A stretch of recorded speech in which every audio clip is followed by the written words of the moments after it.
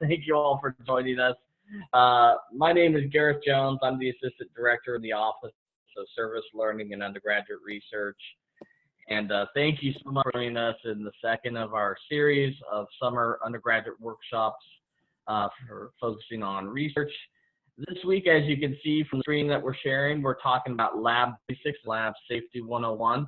And you can also see these slides were created by a couple of wonderful researchers. As I said, I'm the assistant director in our office, and these two wonderful researchers usually do this presentation, but with things being the way they are, I'm going to lead this one today, and I'm familiar with it very much as well, but we want to give them full credit for creating these slides. They have put in a lot of good work into this. We're also joined, even though it says Abby Cotting, we're also joined by Neelu, Varghese, who is a wonderful Vista in our office, and she's also going to be talking about her own experience with research, in particular some aspects of sustainability in lab safety practices, as well as some of just her own background and things like that. So she'll also be kind of co-leading this workshop today. So that's where we are. All right, well, let's get started. We kept waiting long enough, but again, thank you for your patience, and let's get going. So first slide, please.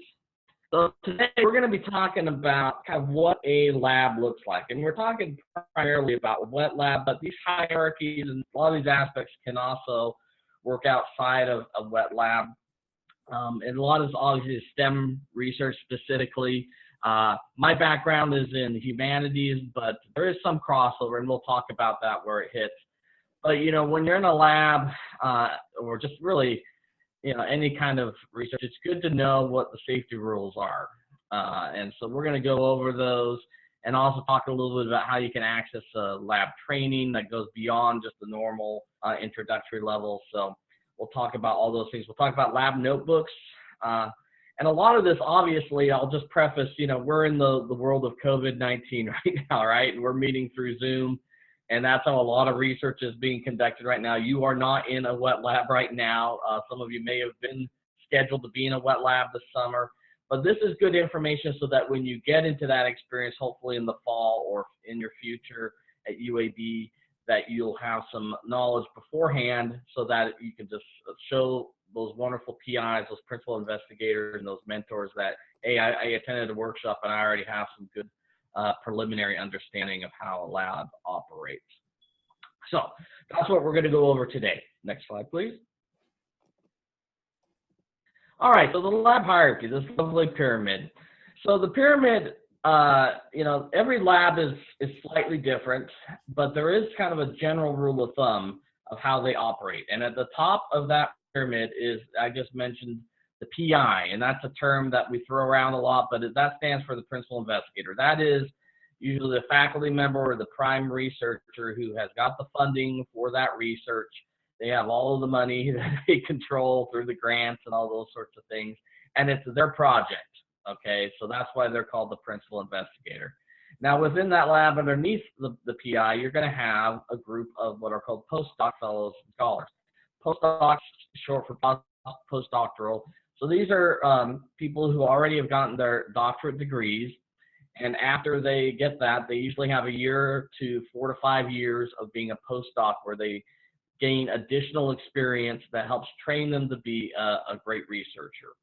And so depending on funding, that kind of helps determine how many postdocs will be in a lab. But most labs are going to have a postdoc in some capacity. Then you have kind of a professional person, a lab manager or research scientist. So these are people who, they may not have a doctorate degree, but they've been hired specifically to manage that lab, or they've been hired for specific skills to conduct research in that lab. And so they don't necessarily have a post or a doctorate degree, but they might. Very often they do.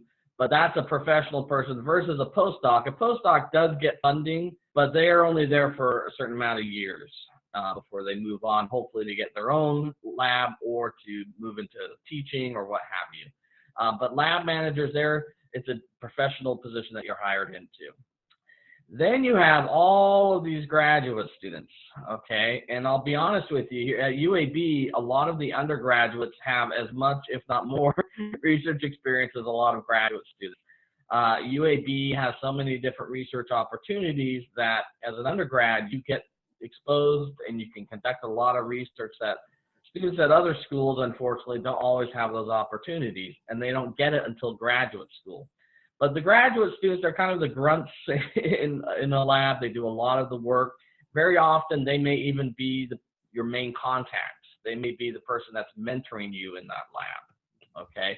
But they're paid to be there in the graduate school at UAB. We have big graduate school programs, and as part of their schooling, they're placed in the lab, and so they help conduct that research. And then down at the bottom, you have the undergraduates. Excuse me, we have the lab technicians first. Lab technicians, like a lab manager, also that's a professional position where you're hired. Again, you may not even have a graduate degree. Sometimes students, after they get an undergraduate degree, they have some experience, but they want to go get additional experience. They can be hired to do specific things in a lab, and so those lab technicians are hired. And then you have the undergraduates, although we may have a few high school students joining us as well today. So the undergraduates, for the most part, you're not paid. You do a lot of the grunt work as well, the basic work, washing glassware, data entry, all of these basic entry points. And you kind of work your way into that environment, that hierarchy, and you can learn more skills, and you can kind of move up the ladder, so to speak. It can lead to a paid position, but again, we like to prepare undergraduates that, for the most part, a lot of research experiences are volunteer-based. But that is weighed with the experience that you're getting that can help you get into medical school, get into a professional school, maybe find one of these other types of jobs we just talked about, maybe you lab manager or lab technician. So the experience that you get doing research in a lab is invaluable. And so that's why very often you're volunteer. But you can work your way into a paid position even as an undergraduate. I've seen that very often where a student will prove their worth, that they are valuable to a specific research program, and they are then given some funding to help, maybe for summer research, for example. All right, so that's the hierarchy in the summer students, as I just talked about. You can sometimes get paid positions. And then a lot of you I know joining us today are also from summer programs. And so again, you're doing it remotely, but again, the beauty of a summer program is it's a contained research experience that you then get to work on a project of your own and present that research. But you can be within that lab hierarchy. And you just have to know that you're coming into a lab that exists year-round, right? And so you have to know the dynamic in that lab. It's very important to kind of know where your place is in that lab so that you can ask the right questions to the right people.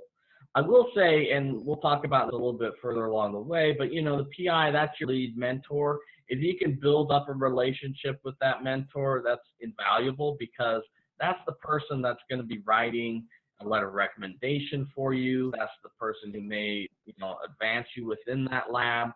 So having meetings with that principal investigator on a fairly regular basis, having interactions, it doesn't mean every day by any means, but you know, if you get to a research experience and you never see that PI, you may want to evaluate that and see if you're getting the most out of that lab experience, because if that PI doesn't know you from anyone else, they're not going to be able to write you a good letter.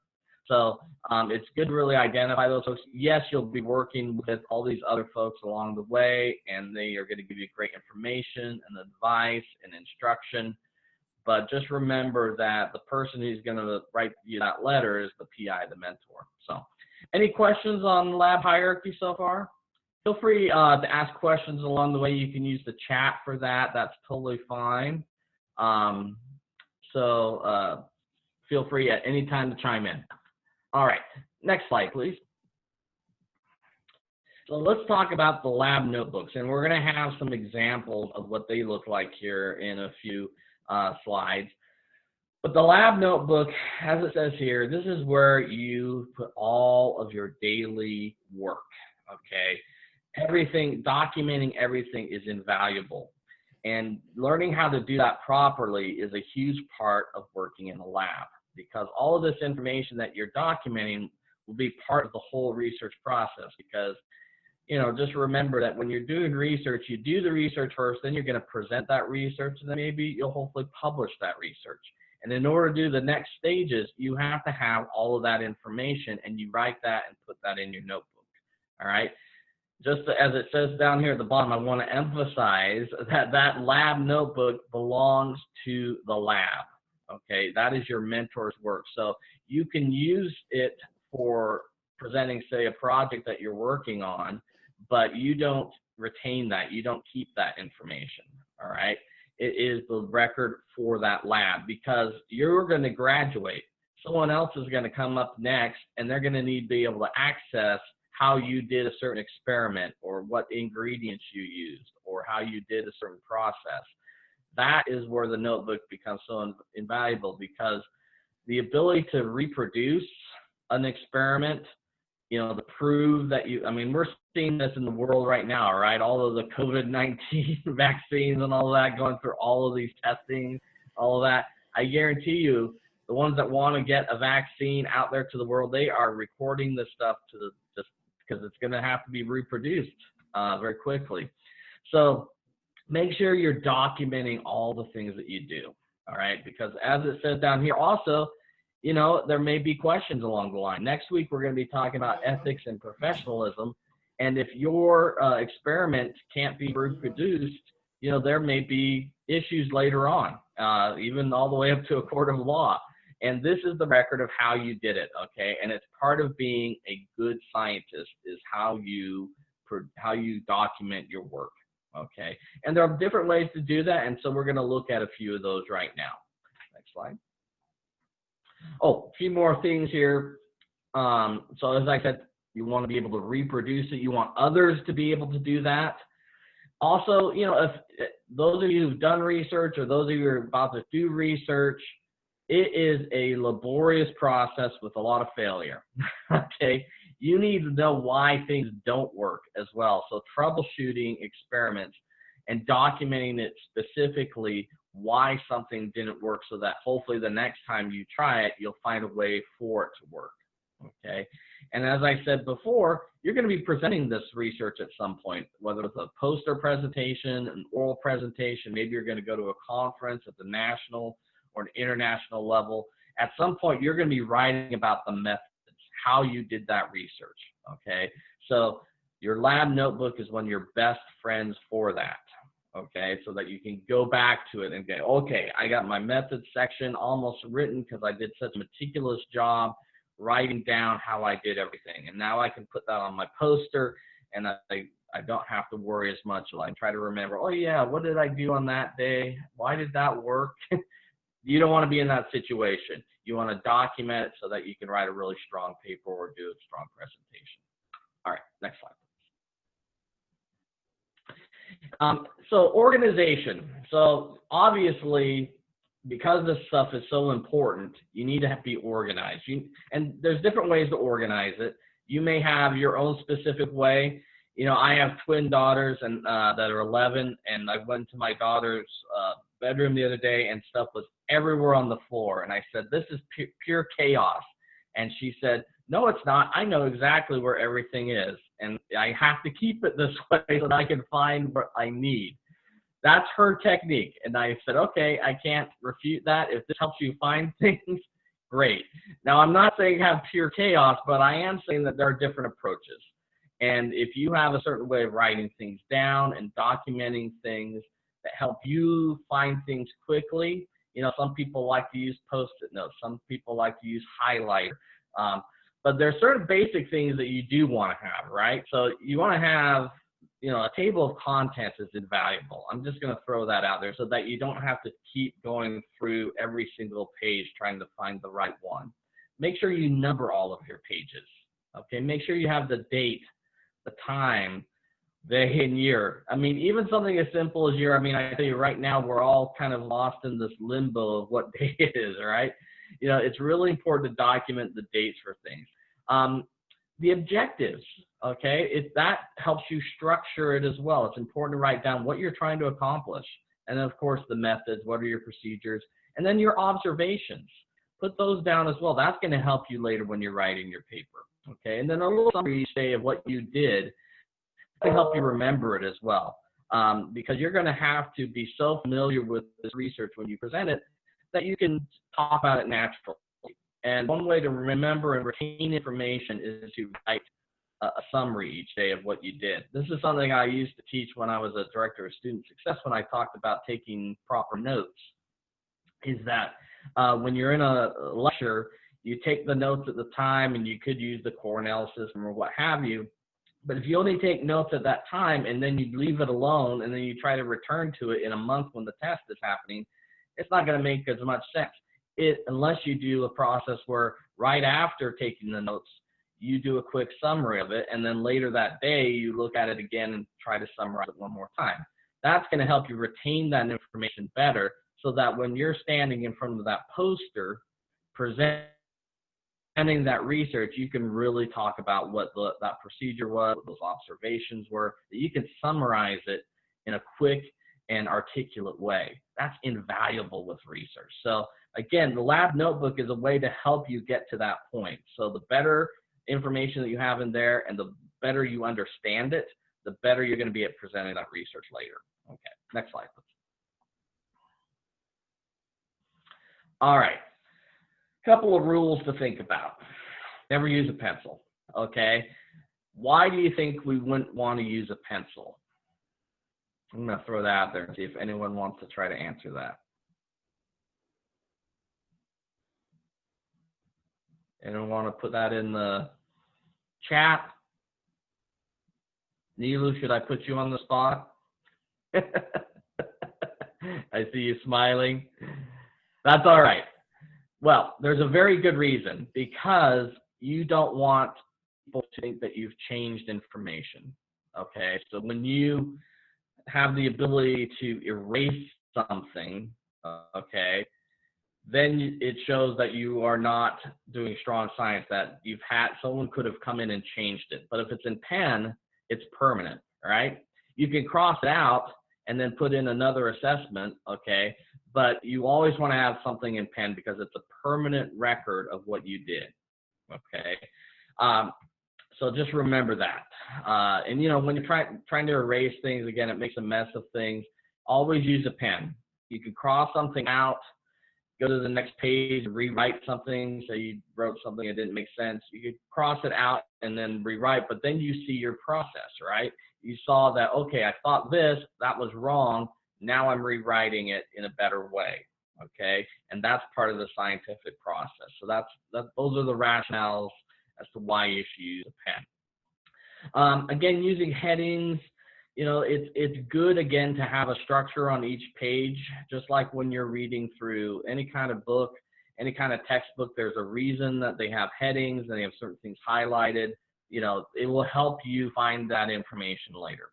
Obviously, chronological order, you absolutely should have that. That'll make it easier to find things later. I just talked about this. You can use an X to cross out blank space. That's important as well. If you just leave something blank, people are going to wonder why. Why is that blank? But if you put an X through it, then people know, okay, they finished their work for that day, they went on to the next experiment, okay? Obviously, don't ever tear something out of a notebook or erase. Again, this is a permanent record. They're going to be able to see that something was torn out. They're going to see if something was erased. So you want to make sure to use that X approach instead. And then you're going to have to, as you move along, keep updating that table of contents. And that's, you know, regular assessment and kind of reevaluation. That's all of doing research. So you need to make sure that that's up to date so you can always find the most recent information. All right, next slide. All right. Being very specific is important, and this one of the nice things, and you'll see an example of this. You can use photographs, you can use the stickers that are on actual equipment or from certain chemicals or what have you. You can put that, but make sure you put all of those details, because if you miss one thing, you're not going to be able to reproduce that experiment, okay? Because different brands exist for different types of chemicals or what have you. serial numbers, all those things. You want to be able to reproduce it exactly the way you did it the first time if you did something right. So you need to have all of these things. It's really important to have that be accurate, okay? And then always document. It's fine to document failures. If you had a problem, if you made a mistake, document it. Okay, that's part of the scientific process, so that you saw, okay, I tried this, it didn't work, but now I need to figure out why it didn't work so that I can make it work. Okay, so it's really important to document that stuff as well. Don't be afraid that your PI is going to freak out. They're going to want to see that. Okay, so it's fine to show that. Failure is a huge part of research, and you have to really understand that if you're going to go into that as a career, because you're going to keep trying things over and over until you get something right. And it could take years. It can take a lifetime for some research, right? But documenting that well and knowing that so you don't repeat mistakes as well is important. All right, next one slide. All right, so here are some examples of lab notebooks. And you can see this person actually just cut out some of the data that they had been documenting and just glued it into a lab notebook. That's totally fine. All that information that you need is there. There's no need necessarily to repeat that. So if you can do that, absolutely, that's totally fine. As long as everything on there is legible and the next person can come in and see, okay, this is how they did it. They've got a title, they have the date that they did it on, that's fine. Next slide. So here's one where they've done graphs as well and drawings. That's totally fine. Document that stuff, okay? And you can see, again, they've got some good things on here. The purpose that is circled there, that's really important. They've got their page number down there at the bottom. Just again, repeating, it's really important to have your page number so you can keep track of these things. Really, this is a good example of a lab notebook right here. Next slide, please. Here's another one. And again, you can see they just simply copied over what they had done already. Simple drawings, totally fine. All legible, absolutely fine to document this way as well, okay? All of the specific things are there. It's really important to do that. So that's totally fine as well. You're working with plates, just copy it. That's totally fine. Next slide. Here's an example of where I talking about you can use the stickers that come with chemicals and different ingredients that you get. That way you have all of the right information, right? You've got the brand number, the serial number, all of those things right there stuck in that wonderful lab notebook. And then the dosage, you can see they put that on the side. So this is totally fine. Some labs do this. Dr. Samantha Muga in health professions, her notebook is just filled with this sort of stuff. Totally fine to do. Next one. All right, so we talked about the lab notebook. Now we're going to talk a little bit about a lab. All right, so you see this beautiful, pristine picture, right? That's the ideal, okay? But is it the reality? Go to the next slide. No. All right, a lot of labs look like this. And again, like my daughter's bedroom, this may make sense to someone else, to her, and this may make sense to that person, but there's a lot of people that need to work in the lab, right? And so you need, especially as the undergraduate, right, you don't want to be the one responsible for making the mess, okay? And so this is, it's really kind of a combination of these two. You can see in this lab picture, it's still pretty full. The counters are pretty full, but it's organized. It's much better than the second photo. It's not as pristine as the first photo, but this one is a little bit more accurate, okay? Next slide. All right, so here's a picture. There are a lot of things, and we're going to go over kind of how to protect yourself in a lab as well right now. And you see a picture, this is a pretty old picture because it's got an iPod there. I don't know how many of you still use iPods. I think they've made kind of a resurgence. But the reason that they showed this here is, listening to music, for example. Some of these are just pipetting. Some of these things that you're going to be doing can be very boring, right? It's just laborious, and so you listen to music while you're doing it. but you always need to pay attention to what you're doing in a lab.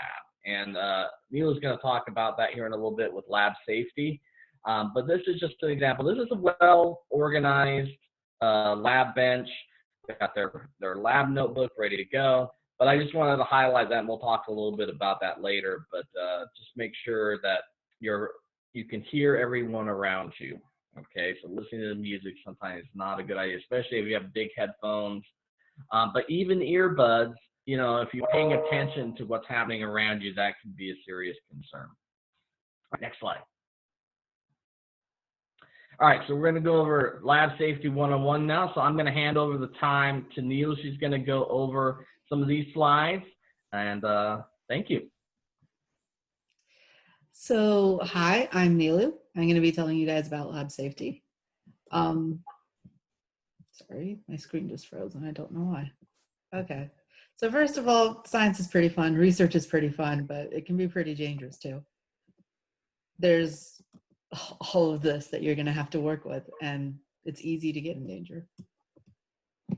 So basic lab safety guidelines are: there's no food or drinks, there's no smoking, there's no loose hair, no cell phone distractions, and you should always be aware of your surroundings. And you should also know where the first aid kit is. Gareth talked about a few of these and why we do them. For example, you know why we shouldn't have cell phone distractions. If we can't understand what's going on around us, then we don't know how what's going on. We don't know what to do in case anything happens. Do you guys know why you wouldn't have food or drinks around here?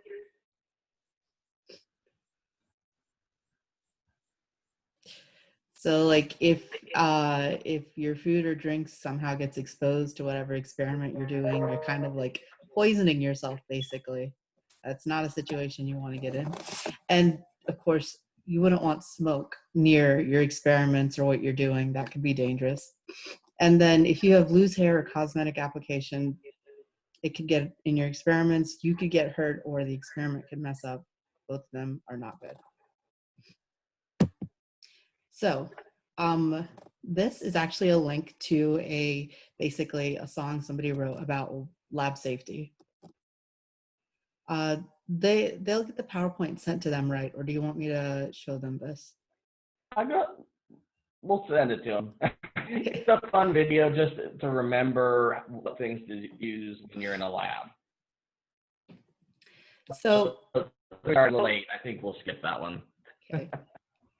So here's how you should dress when you're in lab. And this is how you should. So what do they need? Basically, the person who was dressing correctly, they had gloves, they had a lab coat, they had safety goggles, and they were wearing long pants and closed-toed shoes. That way, if anything spills or anything kind of sprays on them, they have everything they need to keep themselves safe. Can I just chime in here? We were talking as we were preparing for this, how this terminology used to be just really known by a small group, just people who were researchers. If you said PPE before COVID-19, most people wouldn't know what it is. But we all have become abundantly aware of the lack of PPE for all the wonderful health workers out there. And of course, our own PPE that we wear now, right? Every day we have to think about, are we wearing a face covering, so it's something that more and more people know about. So you're going to go into research, hopefully, with a better knowledge of what personal protective equipment is and why it is so important. So all of these things that, that are in this picture, face coverings may be another very important part of personal protective equipment for the foreseeable future. Thanks, Neelu. So I have a question. Do you know how to properly put on PPE? Well, this isn't something I could show you in person. I mean, show you here, but it requires you to be a lot more this is how you make sure you aren't your hands are completely covered. Remember to keep your lab coat past your wrist. It shouldn't be folded up or anything. Stuff like that. And again, think about the face covering. How many times do we see people with it's around their chin around their neck. They may have a face covering, but it's not being properly used, right? So it's the same thing with all these other things. If you don't have it properly used, it doesn't matter if you have it on. And so normally when we have face-to-face, we have a little game of people trying to put on PPE in a quick way. But obviously we can't do that here remotely. But just think about that as an example, so that when you get into a lab and they tell you specifically, this is what you need to wear and here's how you do it, you know you need to pay attention to that. It's invaluable because it could save your life. So here are some of the general hazards you're going to face in a lab: fire, broken glassware, sharps, spillage, pressure equipment, gas cylinders, extreme heat and cold, chemical hazards, biological hazards, radiation. We're going to talk about these a little later and like of what you should do, but like overall, having all your personal protective equipment on correctly definitely helps prevent any problems. So first of all, fire hazards, sterilization. You use ethanol burners, Bunsen burners, and autoclaves. So from what you noticed here, there's a lot of fire and it could be pretty easy to get burned. So here's a scenario, and I want you guys to give your input. Majan wants to wear her long, beautiful hair down and impress the cute guy that joined the lab recently. She needs to do sterile work today in the lab. She often uses ethanol burners in her work. What would you recommend Majan do?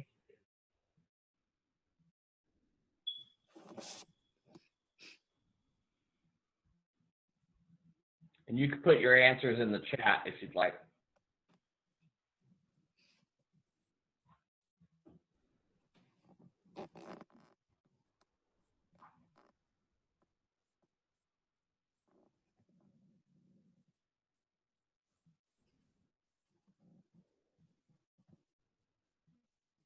All right, we have an answer. Do you see that, Neelu?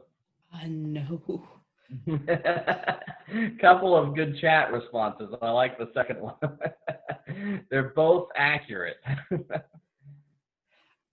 Could you say them out loud? I can't exactly see it. Absolutely. So Donnie said that she should tie her hair back up and wear the PPE. And then Taylor said, try not to impress the boys and follow the rules. Both very good things. Absolutely. Yeah, tying up your hair properly, especially for fire hazards, so important. You know, that has happened. So, and yes, you know, you're there to do research, right? You're not there to, find a date when you're in a research lab. So yeah, following the rules are really important. Good responses. So when it comes to flammable substances or chemicals, there's a certain place that you have to put them called there's this cabinet. For my lab, this cabinet was near our fume hood, and we just kept all the flammable hazardous stuff there. Usually when you use these chemicals, you use the minimum quantity, so minimizing risk. And you use temperature controlled heating sources. So this would be a water bath or a Bunsen burner, or even just a hot plate, stuff like that, where you can control the temperature. And overall, you attempt to minimize the fire damage. That's why when you work with fire, you keep the doors closed so that if there is a fire, you can keep it controlled. So here's the second scenario. Blake is injecting some mice with anesthetic and collecting the organs for analysis. He has to go to class right after, so when he cleans up the surgery station, he throws the syringe as well as the bloody paper towels into the regular trash can. What did Blake do wrong?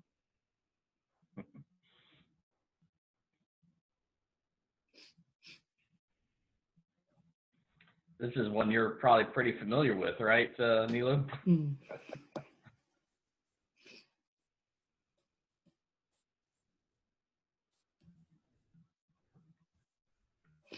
So typing should be coming through.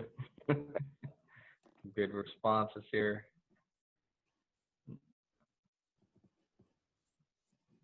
All right, so yeah, Kiana has said, yep, he threw and Micah, Victoria, right. You all said he shouldn't have put up in the regular trash, that he should have thrown it in the proper disposal receptacle. So, excellent. Yeah, that biohazard, that is biohazard because blood. Tell them about the process that you did, Neelu, since you probably had to do this many times. I mean, we had a specific bin specifically for biohazards, and we were only allowed to throw like the bloody stuff or like anything that had blood on it with that. And it wasn't just like, well, I euthanized mice. That was a part of my research. So that involved a lot of blood. And even afterwards, I would have to clean it up. Everything that I used for that or any blood that was left over, I had a special biohazard bin that I had to throw it away in. Along with that, any like sharps I used, I have a special bin for that. So everything had a certain place and it was disposed in a certain way. So I would put it all in a black trash bin and I would put it all in the biohazard box. That's what I did. But different labs have different like specific protocols for what they want and how they want to do it.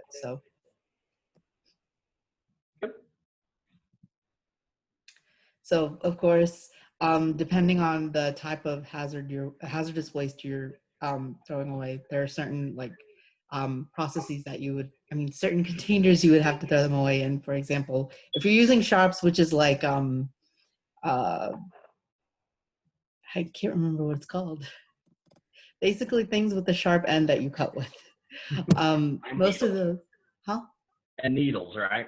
Yeah, needles too. And needles, you throw away in the sharps container. When it comes to biohazardous waste like blood and anything with blood on it, you throw it away in the biohazardous container. If you work with radioactive waste, of course, there's a radioactive waste container that you have to throw it away with. I'm going to tell a little horror story real quick about sharps. About a person I know, and it wasn't in a lab, but just kind of the repercussions and why you really, really want to be careful with anything sharp. But I had a friend whose young child was at a park, found a needle and stuck herself with it. And so that child for 3 years had to go in on a regular basis to be tested for all sorts of different things that could have been connected with that needle.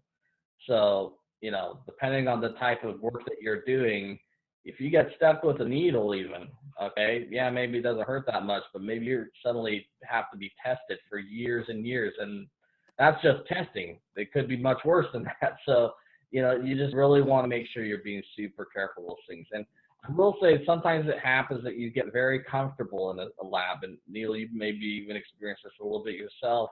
And it just becomes like the day-to-day thing. But that's when it sometimes is the most dangerous. So you just always need to remind yourself, and that's why I tell that horror story, because it's good to remember why you go through a certain process. So thanks for letting me chime in. So of course, sometimes you do have accidents, such like chemical spills, and there are certain ways that you need to clean it up. First of all, clear up the spillage promptly, know where the lab spill kit is, and make sure you get rid of the hazardous waste or toxic waste in the appropriate way. And you should never throw away chemicals down the road. You should just not do that ever. I would also suggest that you tell your lab manager immediately, because there may be certain ways you need to dispose things that you may not know completely. For example, there are certain chemicals that were in my lab that we had to dispose of a certain way. So yeah, just a heads up. So here's the chemical hazard label. So you should all see these in anything that's a chemical hazard. So just a heads up.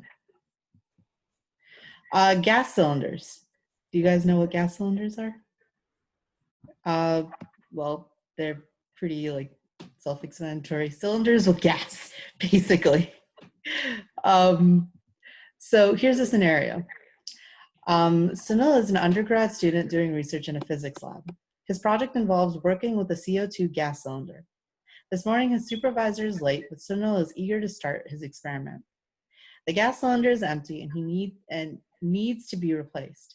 And Sunil is pretty strong, so he lifts the new gas cylinder with his arms and carries it from the storage room to the lab. What did Sunil do wrong?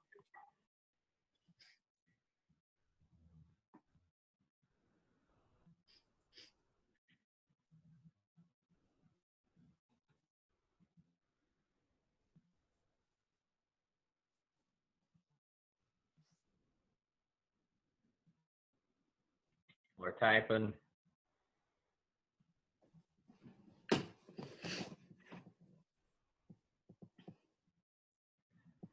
right. First one came in, he tried to do it without supervision, correct? Yeah, second one came in, yes, he should wait for his supervisor. Wait for the supervisor. Absolutely on all of those.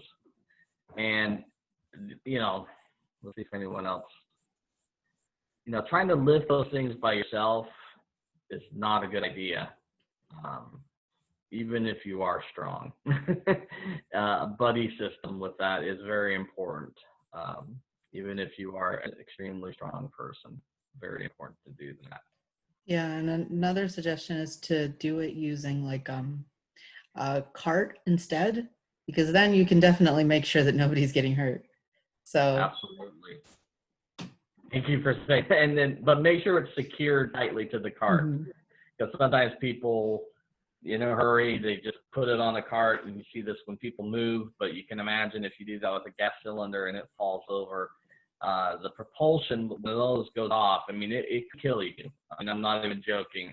It has happened. So you need to be super careful with gas cylinders. But good responses. Excellent. You're paying attention. Good job. So of course, what we just went through, never use it without formal training. Heavy, gas cylinders are of course heavy. They can do serious damage if they fall, just like Gareth just said. You know, if it just, if it ends up breaking and it explodes, like you could get hurt. You could, yeah. You should move it only with a cylinder trolley, of course, remember to fasten it. And then use regulators or control equipment suitable for the gas concerned. Always ensure that they are closed after use. So I'm going to send it back to Gareth right now. All right, so yeah, some labs are going to be using cryogenic gases, so extremely cold. I want to experiment with dry ice. That's one most people are familiar with, because maybe witches brew or what have you, or that's an early science experiment that a lot of people do. But just know that there are a lot of hazards when you're using these types of gases, so it's really important. Again, if you'll probably be, well, you will be required to go through some special training. And there's a lot of stuff connected with it that you cannot see.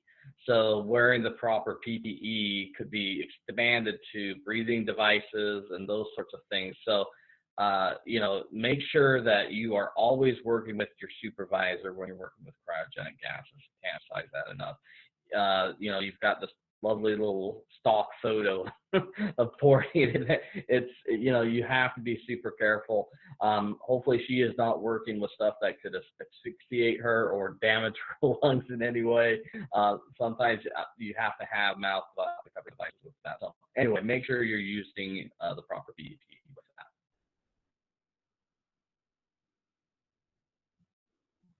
Next slide. So again, you know, there's all sorts of different lab equipment that you're going to encounter, and don't try to use it unless you've been very well trained on it, okay, and that you have been authorized to do it. It may be, again, you get comfortable in the lab and suddenly a new piece of equipment comes in and you think maybe, oh, I can work with that. I've worked with this.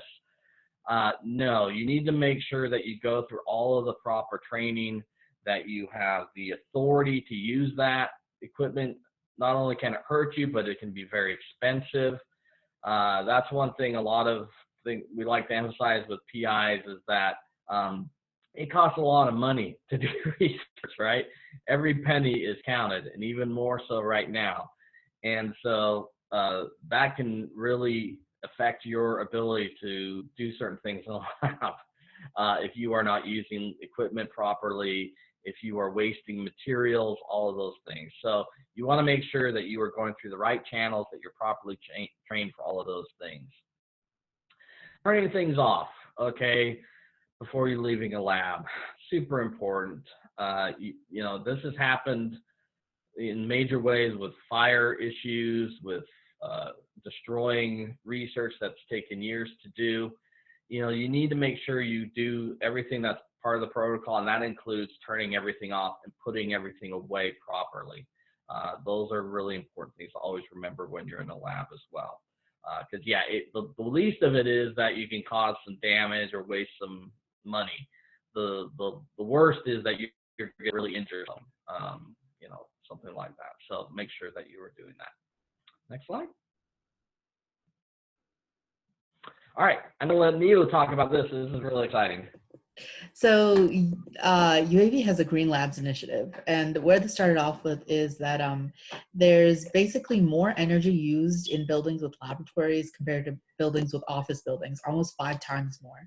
And it's not just how much energy they use, but because of how much energy they use, they also spend a lot of money.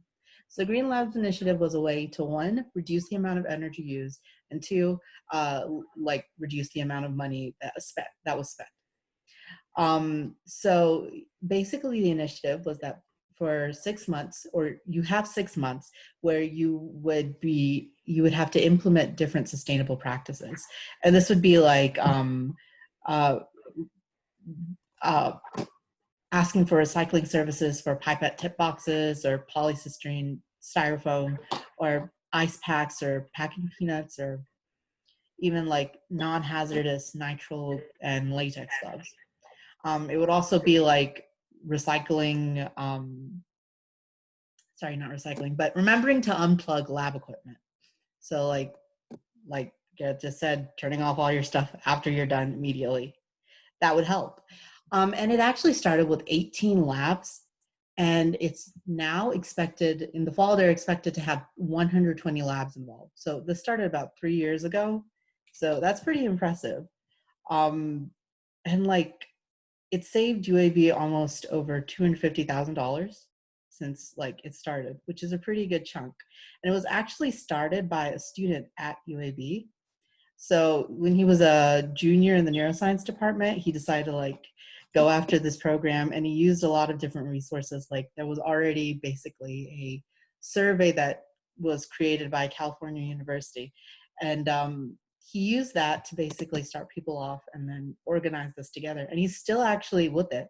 He's currently the coordinator of the program. So if you guys want any information, I have the link down here too. So.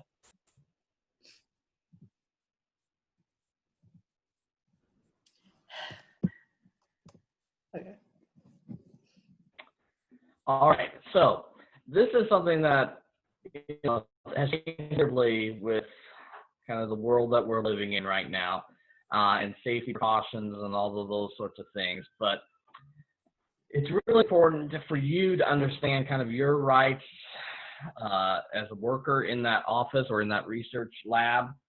That, you know, here at UAB, there is a fairly strong blanket thing that you are not allowed to work after hours. You need to have a supervisor there with you. You know, after hours standardly the standard is usually 5 p.m., but there are some labs that go a little bit later, and there's some that work on weekends. So you need to work with your supervisor to make sure you understand what their definition of that is. But you need to also understand that you should not be left alone in a lab, that you should have some supervision there.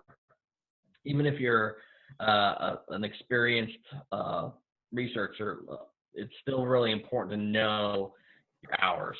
And that's even more important now because obviously all of the protocols changing with social distancing and how many people can be in a lab and all those things.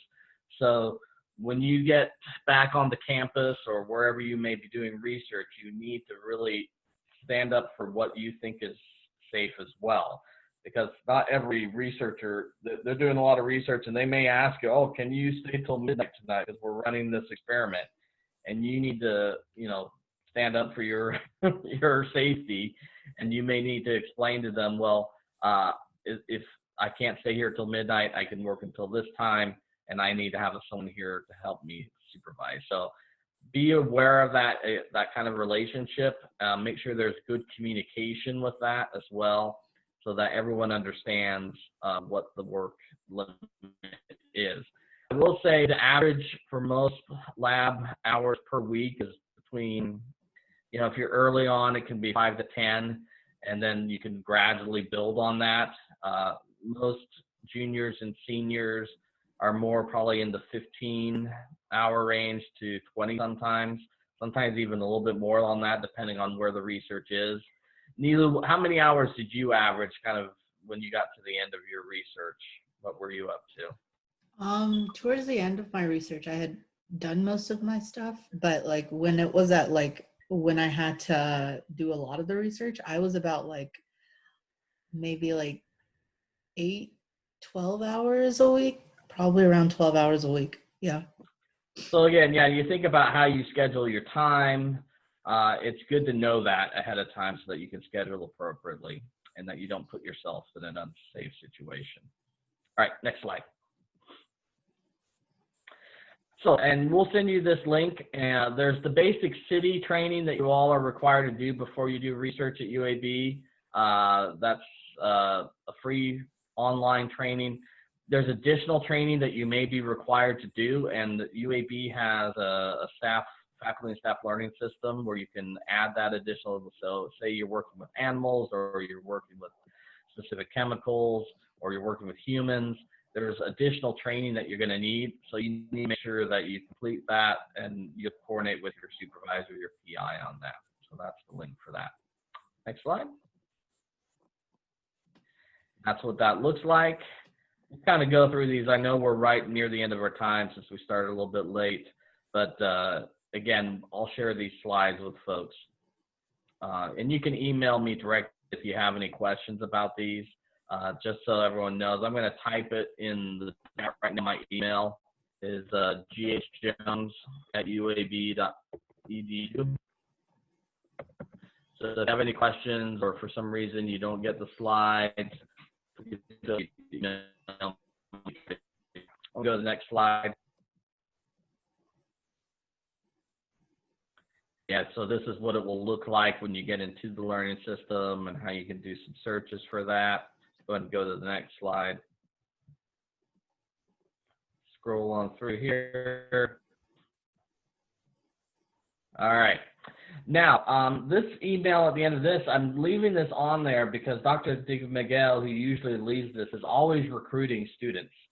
So if you're interested in working with her, she's someone that you can contact directly. She'll probably be adding some more undergraduates this fall. So if you're looking for a position for this fall at UAB, she is someone that you can directly contact.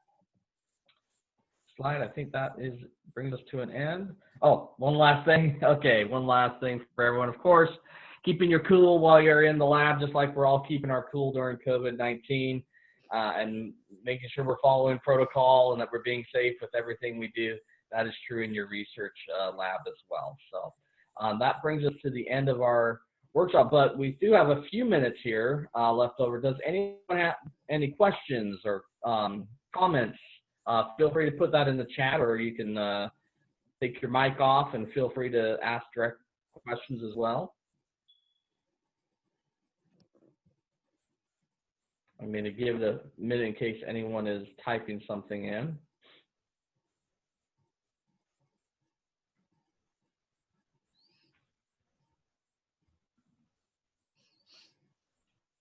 All right, so no questions at this time. That's totally fine. But please feel free to email me directly if you have any questions. Again, thank you so much, Neelu. Thank you for directing those slides and for participating. And all of you, thank you for participating in today's workshop. We will upload this to our YouTube channel, Office of Service Learning and Undergraduate Research. Oh, one quick question. Were those research positions for the summer? No, that would be for fall. That would be for fall with her. First, they're really at UAB right now does not have openings for in-person research.